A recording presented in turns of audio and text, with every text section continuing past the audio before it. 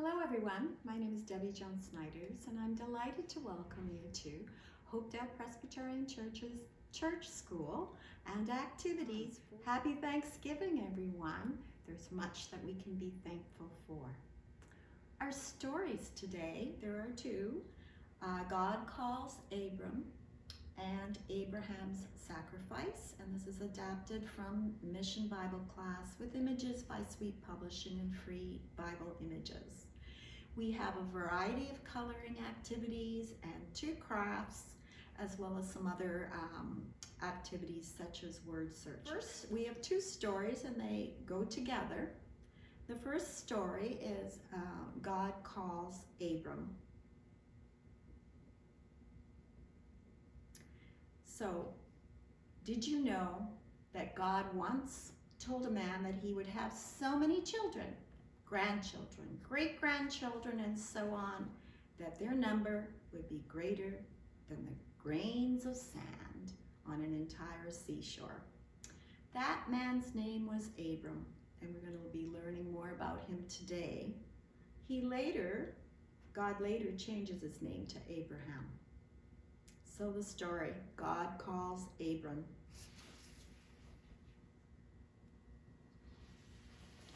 Once there was a man named Abram who loved God very much and had faith in him.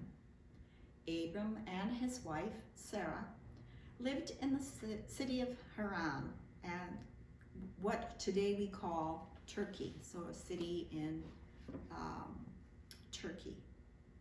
Sadly, Abram and Sarah could not have children, but this did not stop Abram from having faith in God.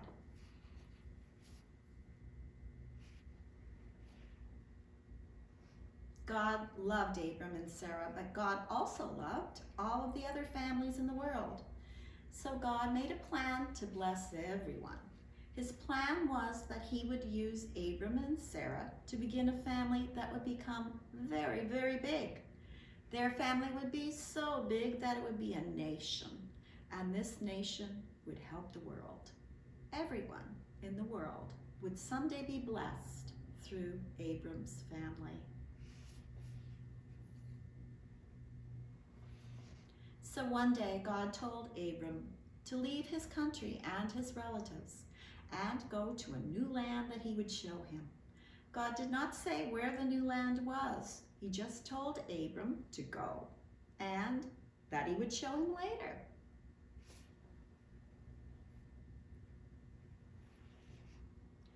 Faith means believing something to be true even if you can't see it. Abram had faith in God even though he could not see him.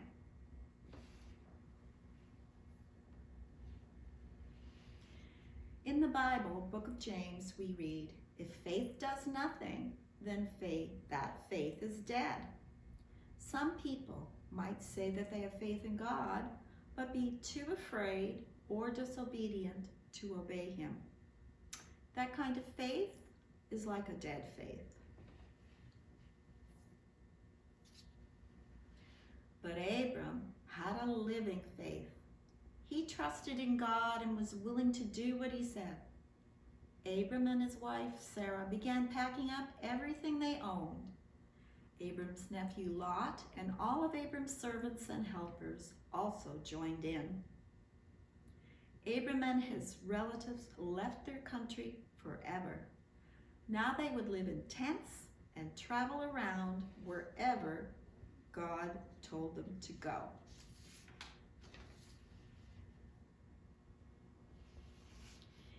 In the land of Canaan, God told Abram to have a good look around. Other people lived there, but someday Abram's children and grandchildren would own this land.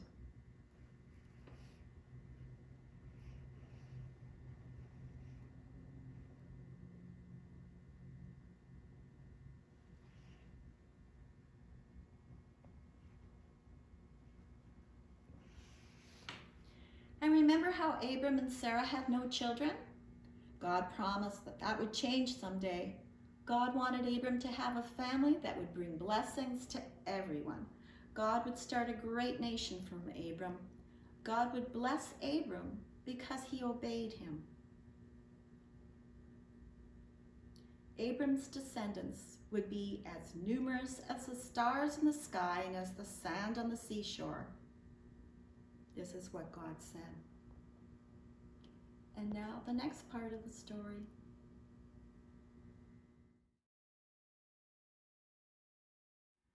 This part of the story is about Abraham's sacrifice. It's about how Abraham trusted God even when he did not understand what God was going to do.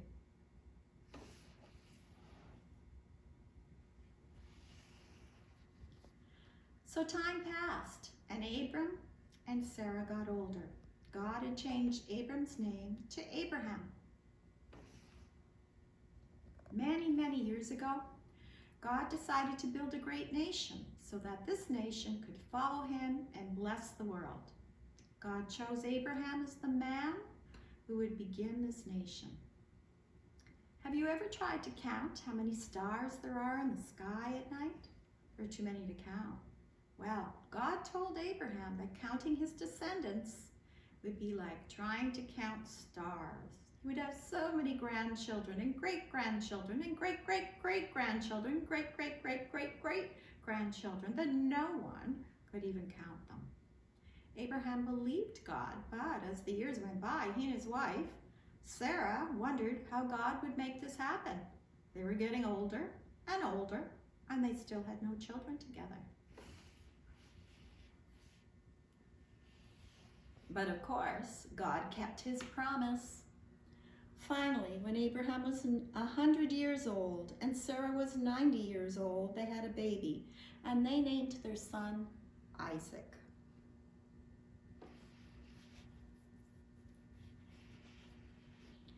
Abraham and Sarah loved Isaac very much and looked forward to the day when Isaac would marry and have children. Then those children would grow up and have children, and those children would also grow up and have children. Abraham loved his son and loved God. And even though Abraham loved God and believed what God said, a day came when Abraham was tested. The testing day was the day God asked Abraham to do a very difficult thing. During the time of Abraham, people showed their devotion to God by placing food or sometimes an animal they had killed on an altar and burning it up. This was called a sacrifice.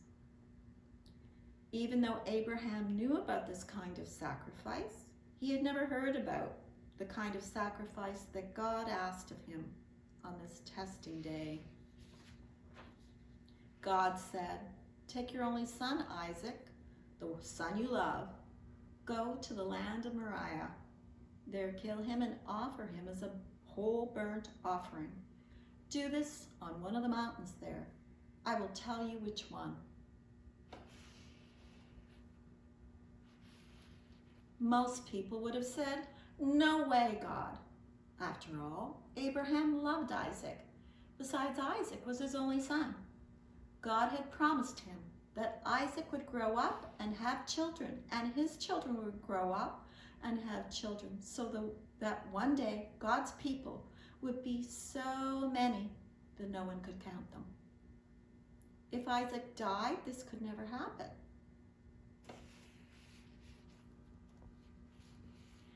And that is when Abraham realized something very important. God would always do the right thing. If he obeyed God, even in this very hard thing, God would make it all right in the end. He thought that maybe God would let Isaac die, but then he would bring him back to life. Abraham did not understand exactly what would happen, but he had faith in God. He would do what God said.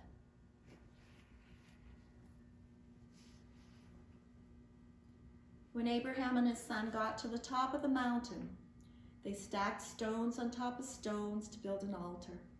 Isaac asked his father what animal they would put on the altar. Only Abraham knew that Isaac would be the one on the altar instead of an animal. And then the time came for Abraham to do what God had said and kill his son.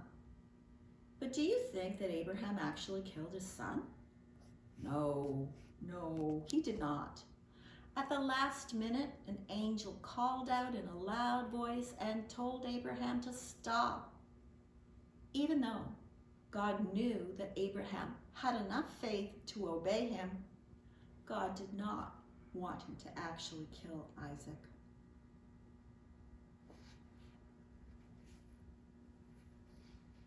What a relief.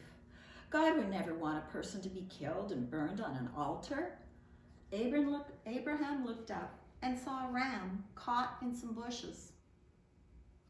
He and Isaac offered the ram as a sacrifice on the altar.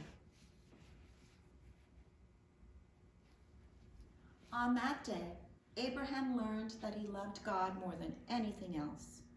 He would always have faith in God. And Isaac continued to grow up and follow God. And guess what? He had children, and then they had children, and then they had children, and so on. And as years passed, the number of Abraham's descendants became so many that they were as difficult to count as the number of stars in the sky.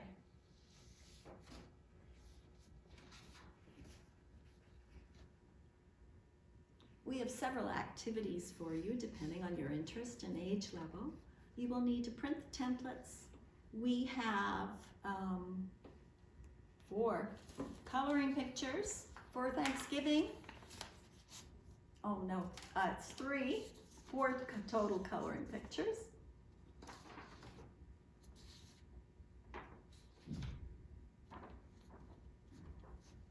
And we have a coloring picture of Abraham. We have 2 crafts. The first craft is a 3D paper star.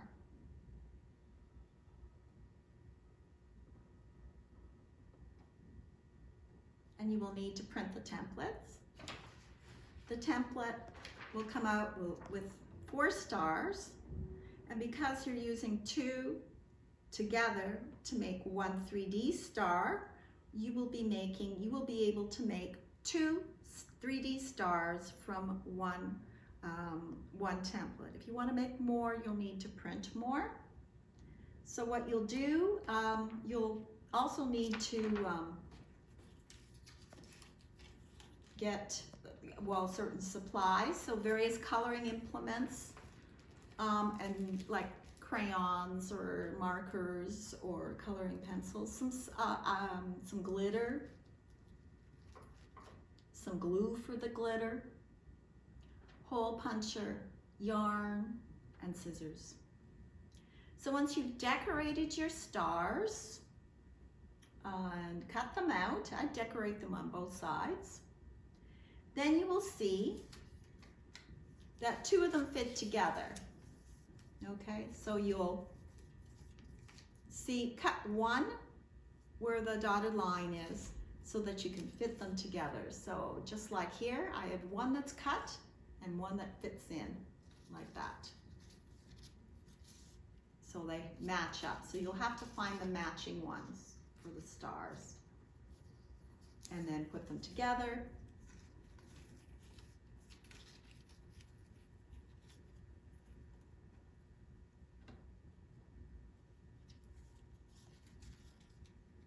Whoops, that one's falling off. Oh well. You put them together and then cut, use a hole puncher, cut some yarn, and hang them up.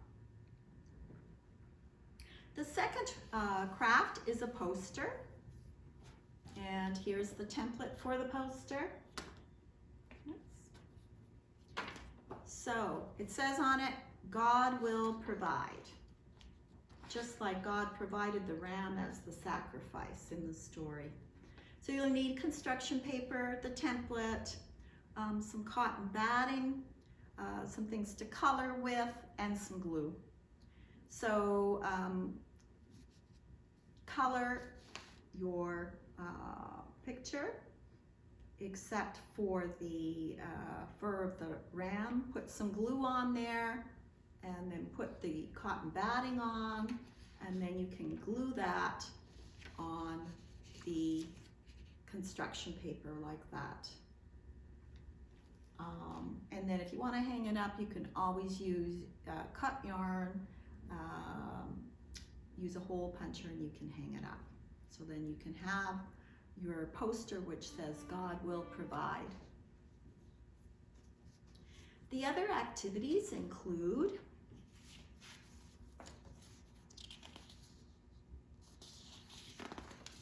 two mazes, a word search, crossword puzzle, and an anagram. So this week, remember that we should try to have faith like Abraham. We should be willing to give up anything if it will help us serve God better. We should be thankful for all the blessings and the love God gives us, especially at this time of Thanksgiving. Thank God for everything. Happy Thanksgiving, everyone. Have a great week.